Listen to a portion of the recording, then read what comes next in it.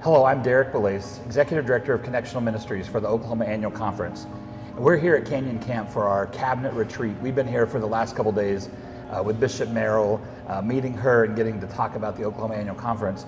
But while we were here, we have been blessed by the worship leadership of Wes and Ginger Howl, and they're longtime leaders in our annual conference. But you may not know there's a story about Wes Howl that some of you may know a little bit about, but you don't know the story. And it has to do with this log that is in the fireplace in the dining hall at Canyon Camp. If you've ever seen it and you thought there's some names carved in it, there's got to be a story behind that. Wes Howl is going to tell you the story. Back in the 1950s, kids in this part of the state went to church camp at Hydro. Hydro had I think it was a Mennonite camp along a creek there in Hydro. And along about 1955, somewhere in there, the camp leaders bussed us over to where they said we'd be going to camp the next summer. And that place was what was then called Devil's Canyon. And we got to see this beautiful canyon and look forward to being at camp the next year.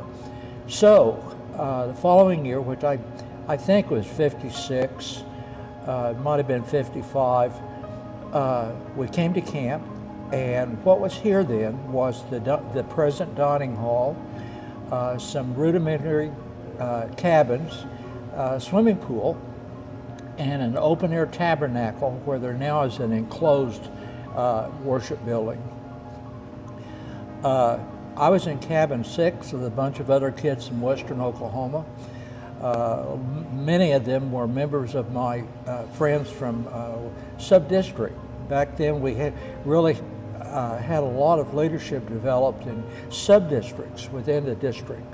And so friends from my sub-district, which would include Granite and Hobart and Clinton, towns in that area. So they cleared some trees here at camp, big trees with big diameters, and they then had cut them into sections for where they could haul them off. And for whatever reason, we guys from cabin 6 took this log and chunked it in the swimming pool. Then it still had the bark on it, and of course it clogged up the filters and didn't do us a lot of good with the camp dean and the manager of the camp. So the dean, he didn't want to send us home, so what would he do? So he sentenced us to carry this log to every event we attended for the rest of the camp.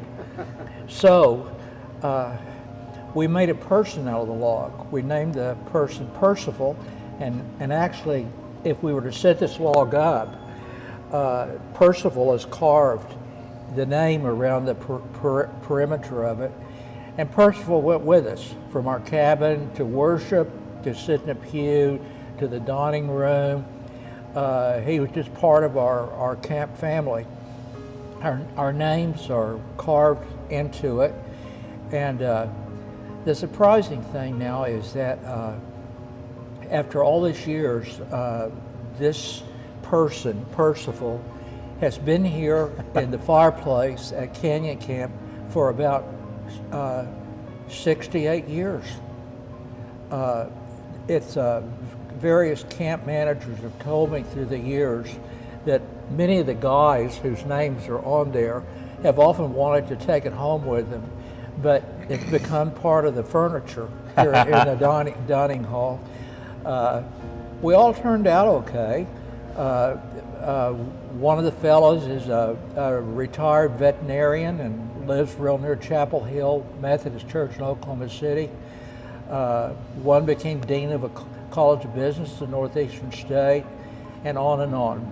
A number of the guys became Methodist ministers, one of whom comes to mind is Reverend Dick Bland. And I've turned out okay. It's always been fun every time I've come to Canyon Camp. to play for ministers' weeks, bishops' retreats, upper room 5-day academies, you name it, through these 68 years. It's always fun to find Percival still waiting for me here in the dining hall. Wes, you've done more than turn out okay. You're like a living legend in the Oklahoma Annual Conference. So you told me that you were around when Bishop Angie Smith was the bishop. And since Bishop Smith, we've had 6 Episcopal transitions, and here you are at Canyon Camp helping us with this Episcopal transition. How long have you been doing this kind of work in the Oklahoma Annual Conference? Actually, this kind of work nearly all the way through it. Even in college, I was playing at the Wesley Foundation all 4 years, and then I graduated in 1961 and immediately was hired at First Methodist Church, Veneta, to be the organist. An interesting bypoint is that the choir director there was the daughter of the Egans who donated Camp Egan, Caroline Egan Bowles. Since then, particularly with Ginger, we've done bishops' retreats. For years we did the ministers' retreats, worship for that. It's let us be around leadership that we otherwise wouldn't have enjoyed. Marva Dawn was one of the speakers here one time.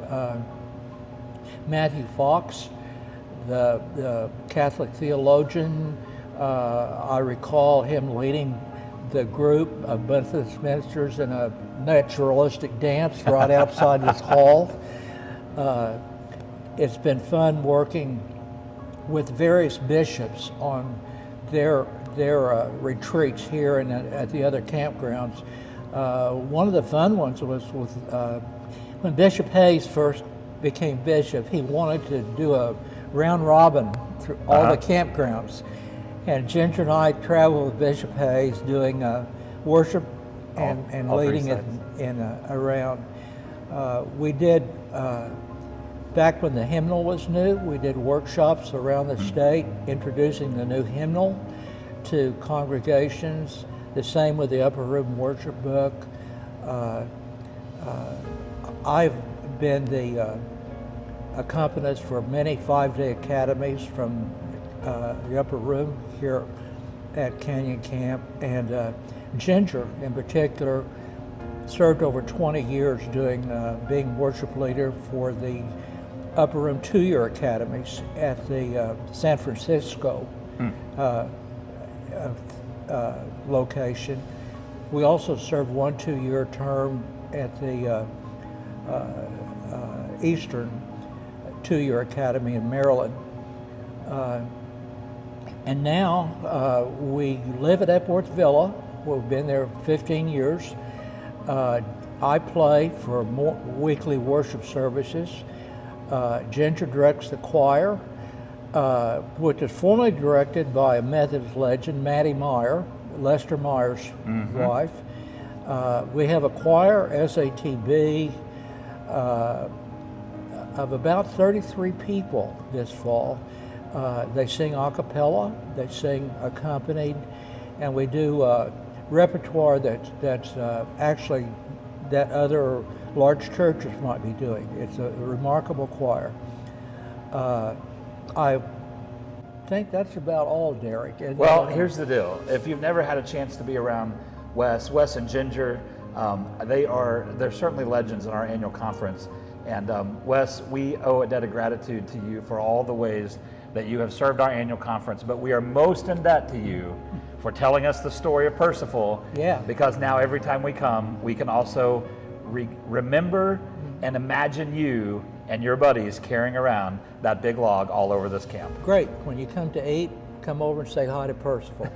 Thank you so much, Wes.